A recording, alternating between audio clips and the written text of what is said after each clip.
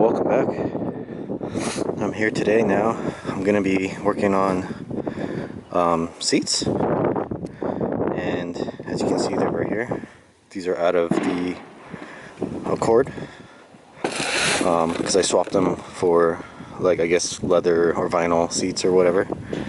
And so these are perfectly fine. Ugh. And they're very comfortable. And so I was planning on putting these in the truck, but the problem is that these are gray and the truck interior is beige, obviously. Exterior is also beige. The original seat is beige, so I'm only really replacing it because the bottom seat cushion is torn over here, and I guess I could fix this. It's not really that big of a deal.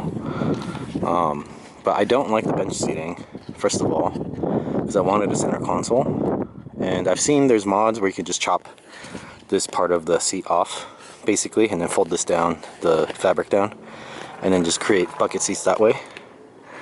And you would just modify the rails and just cut this off, basically, right here. But I figured I have, brand new seats that are super comfortable. Might as well just adapt those, right? But since they're gray, like I said, I'm planning on trying to dye these. So my plan is to basically boil up some water. This cheap Amazon water boiling thing that I bought. Fill this guy up with water and some of the other ingredients that you need. Figure out how much dye I'm gonna need for this size. I think this is a 22 ounce. Something like that, 24 ounces, something like that. So I'll do some math and figure that out, and then basically just spray it on. I know the color is probably going to be a little darker than I think, so it's probably going to turn into like a poo-poo brown, but that's okay with me. That's fine, as long as it's like, sort of in the ballpark of the interior color. I think I'm good with it. Alright, so I got my concoction made here. Oh, that's hot. Ooh, that's hot. So I'm gonna go ahead and try spraying maybe the headrest first and seeing I'm planning on using 4 bottles of this, so I only put in like a quarter of the dye, so I could have 4 uses. This nozzle, what's wrong with this nozzle? So I'm gonna try maybe just spraying the headrest.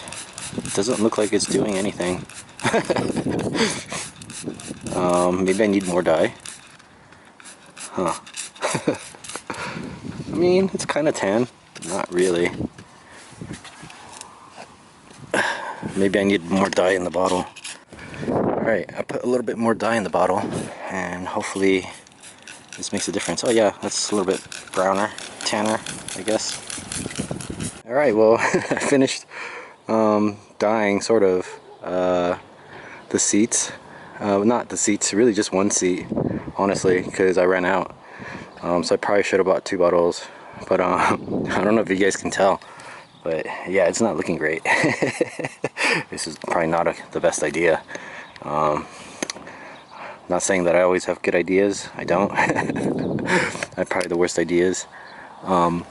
But I got most of the seat covered, except my spray bottle actually broke on me and it stopped spraying, so that's an issue. I think I have some lessons learned here if I were to do it over again, which I think I might have to, because it just kind of looks like it's definitely dying, right? The color is definitely different, but it just sort of looks like there was like coffee spilled on it. That's really what it looks like, coffee stains more than anything. And honestly, I probably could have dyed the seats with coffee and had the same result, and it would have been a lot cheaper, and I would have had enough of it to cover both seats. But I'm gonna let it sit and set for like an hour, I guess, and then shampoo it up and see what it looks like when it's dry. But I don't think it's gonna get much better than this. It's actually probably not gonna even be noticeable. It's just gonna look like the seat's dirty, honestly. Alright, so here are the seats. I ended up dyeing them black. I didn't film myself doing it because first of all it's kind of boring, but basically I just poured dye into a spray bottle and didn't dilute it or anything. It was just dye and some vinegar and some salt and some dishwashing fluid and the color stay additive. I just mixed that all up in a spray bottle and just sprayed it directly on. And so here I'm in the stages of shampooing all the dye out so it doesn't rub off on my clothes. Might need to go through this process a couple more times because it's still, I mean, it's getting better, but there's still a little bit that's coming out. I guess I could use seat covers for a while and let it sort of rub up on that so that a lot of the dye gets, you know, wiped off, any extra dye at least. And so but I decided to just pretty much towel it down every so often and try to shake as much of it as I can loose, and then I'll probably try to like dust it when it's dry and get some of the dry particles out, and then shampoo it maybe 1 or 2 more times. It's a lot of work. I wouldn't recommend dyeing your seats if it's on the seat, right? If you take the cloth off and wash it in a washing machine, that's a different story, but that's a lot of work too, to put it back together and take it off and all that. So I decided to do it the lazy way, and actually ended up being probably a lot more work. But it's supposed to be black. I know it doesn't look black in the sun, but when they're dry especially and in the shade, they're black. And so just need to come up with some seat rails. I think I'm just going to use some box tubing basically, and these mounts here for the seat, you can see this one on the inside. This is just sort of spot welded to the rest of the rail, so I drilled it out on that chair on that side, and then you just disconnect these, and then I'm gonna weld or bolt the seat brackets to the box tubing, and then just make a, you know, a rudimentary, like, you know, rectangle roughly the size of this. And then the seat rails for the Ranger are over here. And I don't really need to weld anything. I'm basically, there's 2 pieces here, this metal piece here and then the actual rails, and this would normally bolt to the seat itself, but I don't really need this since I'm using box tubing. And actually I might need to use these because I know those seats right there are a little bit wider, maybe by an inch or so, than these seat rails are. So it's possible I'll need to use these. In that case, I'll just weld these guys onto the box tubing and then bolt that to the seat rails. Got the seat brackets welded up. Created this H pattern. This is the bracket for the Ranger that bolts down to the seat rail, and so I just made this sort of H frame that connects to the cord seats, and then now I'm gonna test fit it and see whereabouts this bracket is gonna go. Somewhere around there probably. Alright, so there's the seat rails on, and hopefully now this fits into the truck, into the holes in the floor. I think they will. If not, I can just sort of, you know, finagle them, finesse it in.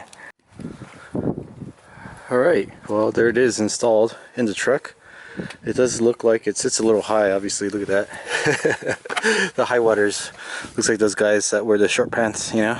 My driving position is pretty high, you can see here. In most cars, the space between my thigh, it might differ for each person, but for me, usually when I get in a car, there's at least one hand space between my thigh and the steering wheel, and here you can see there's no space at all. So this is really, like, really up in the junk, you know what I mean?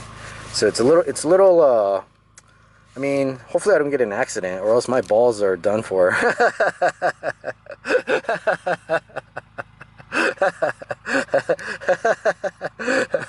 I'll be no ball life, not not dodgy band life. Ballless life. They'll just get smashed into a pulp. So, oh man, that's funny. But I think I'll leave the seats alone for now. And then, you know, later on, it might be way down the line kind of thing. I might even change the steering wheel out or something later, just so I have a little bit more space then. Because if I get a slightly smaller one, there'll be more space. And then I'll look at maybe changing the seats out as well. But I think it'll work for now. And the passenger, like I said, doesn't really matter if they're sitting a little higher, because they don't have the same issue of having the steering wheel in their nuts. So I think that should be fine. And then later on, when if I ever do get new seats, I'll just swap them both out. Maybe I'll try to source some from an Explorer or something, or another Ranger that had the split seats instead of the bench seats. So, and then I guess I should try to get the center console in here, but that's not that big of a deal. I could probably wait on that. I just need to wrap some of this stuff up so, you know, there's no holes in the floor. And then yeah, that should be it. That's gonna be it for this episode, and thanks for watching.